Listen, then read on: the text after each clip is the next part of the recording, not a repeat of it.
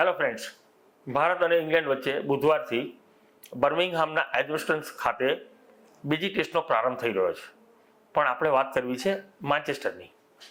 એટલે આ ટ્રિવિયામાં આપણે આજે માન્ચેસ્ટરની વાત કરીશું. માન્ચેસ્ટર એક જમાનામાં આપણા અમદાવાદને પણ ભારતનું માન્ચેસ્ટર કહેવાતું હતું મિલોને કારણે. હવે વાત છે ક્રિકેટની.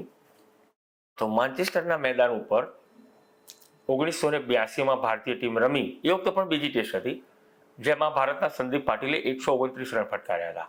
આ સંદીપ પાટીલની ઇનિંગ્સની વિશેષતા એ હતી કે એ ઇનિંગ્સ દરમિયાન તેણે ઇંગ્લેન્ડના મહાન ફાસ્ટ બોલર બોબ વિલિસની બોલિંગમાં એક જ ઓવરમાં 6 ચોગ્ગા ફટકાર્યા હતા. એ ઓવરમાં 7 બોલ હતા, એક નો બોલ હતો. એમાં પાટીલે 6 ચોગ્ગા ફટકાર્યા હતા. આ તો તમને બધાને યાદ હશે. પણ બરાબર 1 વર્ષ પછી એ જ ગ્રાઉન્ડ ઉપર માન્ચેસ્ટરમાં જ ભારત અને ઇંગ્લેન્ડ વચ્ચે વર્લ્ડ કપની સેમીફાઇનલ રમાઈ હતી. એ સેમીફાઇનલમાં પણ સંદીપ પાટીલે બોબ વિલિસની બોલિંગમાં 1 ઓવરમાં 5 ચોગ્ગા ફટકાર્યા હતા. આ ઘણાને યાદ નહીં હોય.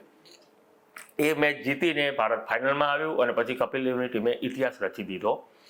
અને આ જ માન્ચેસ્ટરમાં 1990માં ભારતના મહાન ક્રિકેટર સચિન તેંડુલકરે તેની 100 ઇન્ટરનેશનલ સદીની સૌ પ્રથમ સદી ફટકારી હતી.